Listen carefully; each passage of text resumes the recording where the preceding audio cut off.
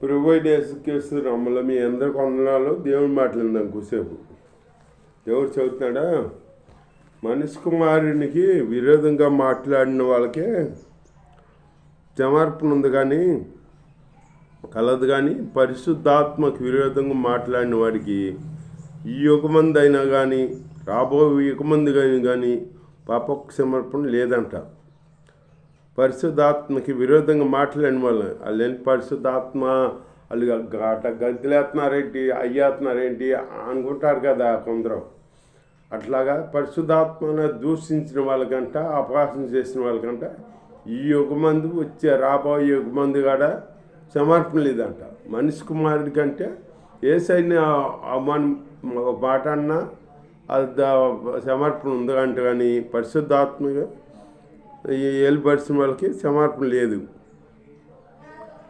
దేవుడి స్తోత్రం, హల్లెలూయా అని చెబుతున్నాడు దేవుడు.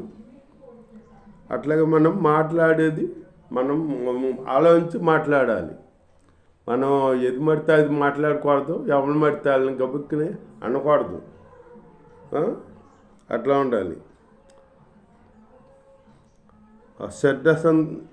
సర్ప సంతానమా, మీరు చెడ్డబారై ఉండి ఎలాగూ మంచి మాటలు పలకగలరు అంటే, మీరు చెడ్డబారై ఉండి మంచి మాటలు ఎలాగ పలుకుతారా, ఎలా వస్తాయి అంటున్నాడు దేవుడు. హృదయం ముందు నిండి ఉండు దానిని బట్టి నోరు మాట్లాడును కదా. ఉదయం ముందు నిండి ఉండు దాన్ని బట్టి నోరు మాట్లాడుదంట. హృదయంలో ఏముందో అదే మాట్లాడతాం మనం. అది అంటే అంతా కొండలో ఉన్నది గట్టి ఎదుంటే అది వస్తని, అది అట్లాగే మన ఉదయంలో ఎదుంటే అది వస్తుంది అన్నమాట. అంతేగాని మనం హృదయం పరిశుద్ధంగా ఉండాలి. మనం హృదయం అపరిశుద్ధంగా ఉండకూడదు. అపరిశుద్ధంగా ఉందనుకో అపవిత్రమైన మాటలే వస్తాయి. పరిశుద్ధంగా ఉంటే పవిత్రమైన మాటలు వస్తాయి మాట.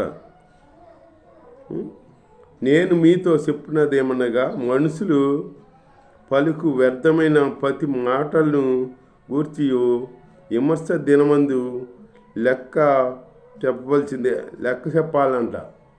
మీరు పలుకు మాట ప్రతి మాట ప్రకారం ఆ మాటకి మీరు లెక్క చెప్పాలంట.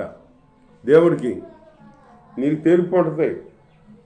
ఆ మాట మంచి మాట మాట్లాడితే మంచి తీర్పు ఉంటుంది, చెడ్డ మాటలు మాట్లాడితే నువ్వు నరకానికి పాత్రమైపోతావు. అందుకని మనం మాట్లాడేది ఆలోచించి మాట్లాడాలి. పక్క వాళ్ళనైనా మర్యాద ఇచ్చి మాట్లాడాలి. మనం ఎంతో ఆలోచించి మాట్లాడాలి. మాట్లాడతాకి మనం దేవుని బిడ్డలం.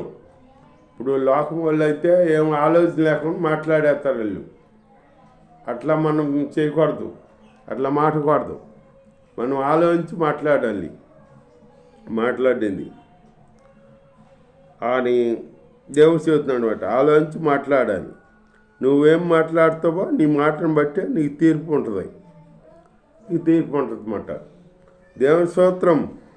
అప్పుడు శాస్త్రులలో పరిచయులలో కొందరు, బోధకుడా, నీ వలన ఒక సూచక్రియ చూడగోరుస్తున్నామని ఆయనతో చెప్పగా, ఆయన ఇట్లా నిన్ను ఒక సూచక్రియ చూడాలని శాస్త్రులు పరిచయులు ఆయన్ని అడుగుతున్నారన్నమాట.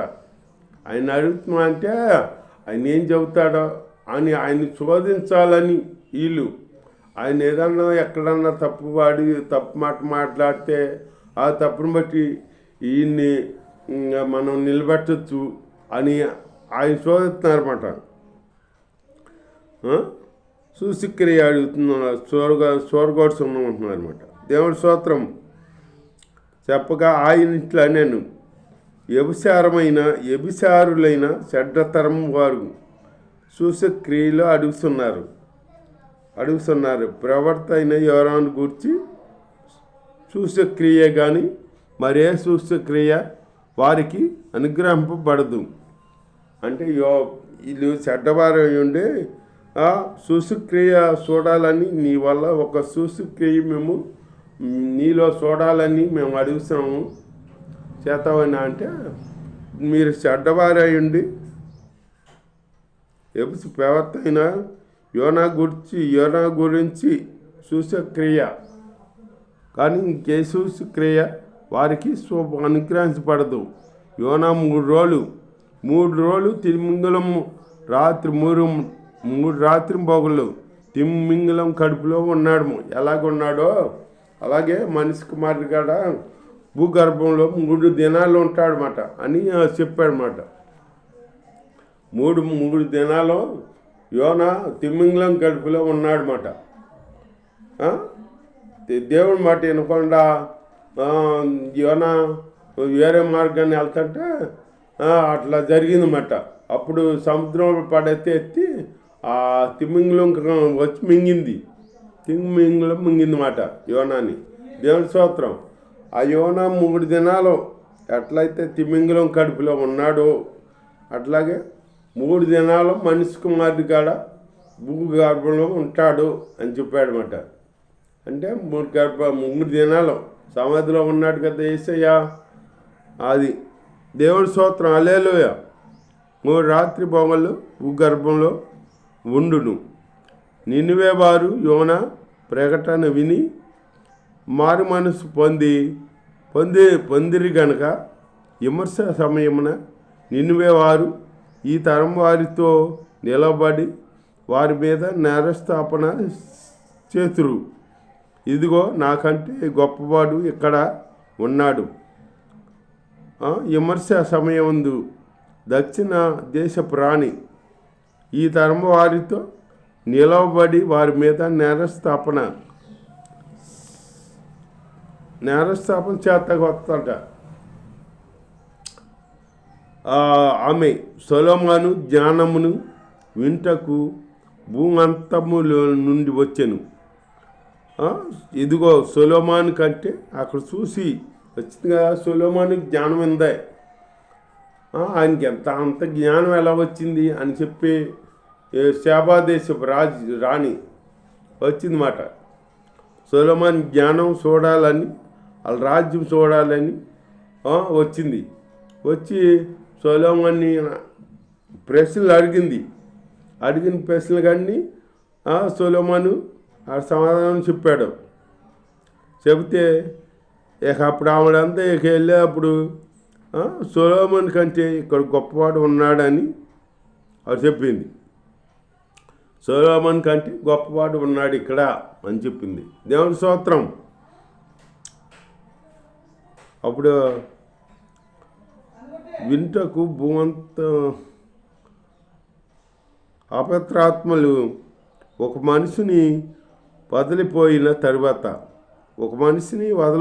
తర్వాత అపవిత్రాత్మలో అది విశ్రాంతి వెతుకుస్తూ నీరు లేని చోట్ల తిరుగుతుందంట. నీరు లేని చోట తిరుగుతుంది. నీరున్న చోట తిరగదు అది సైతాను అపవాది. నీరంటే పరిశుద్ధాత్మ వాక్యము. పరిశుద్ధాత్మ వాక్యం అన్న కాడ ఉండదు. నీరు లేని చోట తిరుగుతుందంట. అది విశ్రాంతి వెతకుస్తూ నీరు లేని చోట తిరుగుతుండును. విశ్రాంతి దొరకనందున నేను వదిలి వచ్చిన నా ఇంటికే తిరిగి వెళ్ళుదుననుకుని వచ్చి ఆ ఇంట ఎవ్వరూ లేక అది ఊడ్చి అమర్చి ఉండుట చూసి వెళ్ళి తనకంటే చెడ్డమైన మరి 7 దెయ్యములను వెంట పెట్టుకుని వచ్చాను.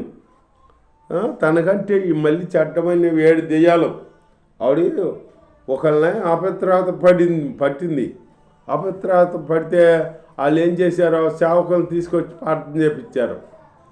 అపొస్తలుని ప్రార్థన చేసి ఆ సేవకుడు అపవిత్రాత్మని ఎడగొట్టాడు. అతని నుంచి తరిమేశాడు. తరిమేస్తే అది బయటకు వచ్చి ఇంకా ఎక్కడ నాకు చోటు దొరుకుద్దని తిరుగుతుంటే ఈ అన్ని ఇల్లు ప్రార్థనా ఇల్లే ఉన్నాయి. ఇంకెక్కడ దొరికిద్ది దీనికి ఇల్లు? చూస్తే ఏ ఇల్లు యోగ్యంగా కనపడాల. అందరు ప్రార్థన చేసేవాళ్ళే. ఎందుకంటే అప్పుడు అనుకుంది ఎక్కడా దొరకలేదు, కానీ నేను వదిలొచ్చి నా ఇంటికే వెళ్తామని. నా ఇల్లు అట్ట చూడు మరి, అది అట్ట పెంచారు ఆ దెయ్యాన్ని. నా ఇంటికే వెళ్ళి వద్దాము, చూసి వద్దాము అని వచ్చింది. వచ్చి చూసేటప్పటికి ఆ ఇల్లు చక్క ఊడ్చి అమర్చి ఉందంట. ఎందుకని ఇక ప్రార్థన చేతలు ఇల్లు అపవిత్రాత్మ వెళ్ళిపోయింది కదా, ఇక ప్రార్థన చేతల ప్రార్థన చేయకుండా ఇక మామూలుగా ఉన్నారన్నమాట. ఉండేటప్పటికి ఈ సాహిత్యాన్ని మళ్ళీ వచ్చింది. మళ్ళీ వచ్చి చూసేటప్పటికి చక్క ఊడ్చి అమర్చి ఉన్నట్టు కనపడింది. దీనికి కనపడేటప్పటికి వచ్చి అక్కడ టెస్ట్ వేసి నేను వెళ్తే మళ్ళీ ఆ దైవజన్ని తీసుకొచ్చి మళ్ళీ ప్రార్థన చేసి ఇడిపించేస్తారా అని చెప్పి వెళ్ళి దానికంటే ఇంకా 7 దెయ్యాలని ఎంట పెట్టుకుని వచ్చిందంట. అప్పుడు ఎంట పెట్టుకుని వచ్చి ఆ ఇంట్లో ప్రవేశించింది. దేవుని స్తోత్రం. అప్పుడు మొదటి దానికంటే కడపట స్థితి ఇంకా ఎక్కువైందన్నమాట. అట్లాగే మనం మనకి ఏదన్నా బాధ వచ్చిందనుకో, ఆ దైవజనుడు ప్రార్థన చేశాడు అనుకో, ఆ బాధ తొలగిపోయింది అనుకో, మనం ప్రార్థన మానకూడదు. మన ప్రార్థన మనం చేసుకుంటా ఉండాలి. ప్రార్థన చేసుకోకపోతే ఇదిగో ఇట్లాగే ఉంటుంది. ఈ దెయ్యం వచ్చింది కదా, మళ్ళీ చూద్దామని నా ఇంటికి వెళ్ళి చూద్దామని వచ్చింది. వచ్చేటప్పటికి వీళ్ళు ప్రార్థన లేకుండా ఏమీ లేకుండా చక్కగా ఉన్నారు. ఉండేటప్పటికి నాకు అవకాశం కుదిరిందిలే అని చెప్పేసి మళ్ళీ ఇంకా 7 దెయ్యాలను వెనకాల వేసుకొచ్చి ఆ ఇంట్లో టెస్ట్ వేసింది అన్నమాట. అప్పుడు ముందు ఉన్న దానికంటే కడపట ఇంకా మరీ ఎక్కువైంది. వీళ్ళకే సోదరం ఎక్కువైంది అన్నమాట. అట్లాగే మనం ప్రార్థన మానైతే అట్లాంటి దెయ్యాలు వస్తాయి. మనం మానకూడదు. ఎప్పుడు ప్రార్థన చేసుకుంటూ దేవుణ్ణి స్తుతించుకుంటూ ఉండాలన్నమాట. ఉంటే అప్పుడు ఏ అపవిత్రాత్మ మనల్ని పట్టదన్నమాట. ఆయన జన సమూహంలో ఇంకా మాట్లాడుతుండగా ఇదిగో ఆయన తల్లియు సహోదరులను ఆయనతో గోరుసు వెలుపల నిలిచి ఉండిరి. ఆయనతో గోరుసు వెలుపల నిలిచి ఉన్నారంట. వాళ్ళ తల్లి సహోదరులు వచ్చేటప్పటికి అప్పుడొకడు ఇదిగో నీ తల్లియు నీ సహోదరులను నీతో వలేనని వెలుపల నిలిచి ఉన్నారని ఆయనతో చెప్పారు. నీ తల్లి నీ సహోదరులు వచ్చారో నీతో మాట్లాడాలని అని యేసుతో చెప్పారు. అప్పుడు యేసుప్రభు అన్నాడు, అందుకాయన తనతో ఈ సంగతి చెప్పిన వాడిని చూసి నా తల్లి ఎవరో నా సహోదరి ఎవరో అని చెప్పి తన శిష్యుల వైపు చెయ్యి సాపి ఇదిగో నా తల్లియు నా సహోదరులు పరలోకమందున్న నా తండ్రి చిత్తము నెరవేర్చు చొప్పున చేయవాడే నా సహోదరుడును నా సహోదరి నా తల్లియు అన్నాడన్నమాట. అంటే తండ్రి చిత్తం చేసేవాళ్ళే యేసయ్యకి సహోదరులు, తల్లి, బంధువులు మాట. తండ్రి చిత్తం జరిగించిన వాళ్ళు యేసయ్య బంధువులు కాదు, యేసయ్య బిడ్డలు కాదు. తండ్రి చిత్తం నెరవేర్చే వాళ్ళే యేసయ్యకి బంధువులు అన్నాడు యేసయ్య అని చెప్పండి అనమాట. అని అంటే అప్పుడు యేసయ్య దేవుని స్తోత్రం హల్లెలూయా అప్పుడు ఆ మాట అన్నాడనమాట. అట్లాగే మనం దేవుడి చిత్తం నెరవేర్చే బిడ్డగా ఉండాలన్నమాట. దేవుడి చిత్తం నెరవేర్చే బిడ్డలుగా ఉంటే దేవుడికి మనం సహోదరులు అవుతాం, బంధువులు అవుతాం. ఏదో మనం దేవుడి తండ్రి చిత్తం ఏంటి? తండ్రి చిత్తము ఇప్పుడు ఆజ్ఞలు ఉన్నాయి, 10 ఆజ్ఞలు. ఆ ఆజ్ఞ ప్రకారం మనం నడుచుకోవాలి. తల్లిదండ్రులను సన్మానించమని ఉంది, ఆ ఆజ్ఞ నెరవేర్చాలి. నీ దేవుడే యెహోవా నామం అర్థంగా విస్తరించకూడదని ఉంది. నీ దేవుడే దేవుడు, నీకెవరో ఉండకూడదు. నీకు దేవుడే యేసుప్రభుయే యేసయ్య యెహోవా దేవుడే నీ దేవుడు. నీకు ఇంకా దేవుడు ఉండకూడదు అని చెబుతున్నాడు దేవుడు అక్కడ. మనం దేవుడిని ఆయన్ని ప్రార్థన చేసుకుంటూ ఆయన్నే మనం గణపరుచుకుంటూ జీవించాలి. దేవుణ్ణి అలాంటి జీవితం మనం జీవిస్తూ ఆయనలో ముందుకు సాగుదాం. దేవుడి వాక్కు దీవించుగాక. ఆమేన్.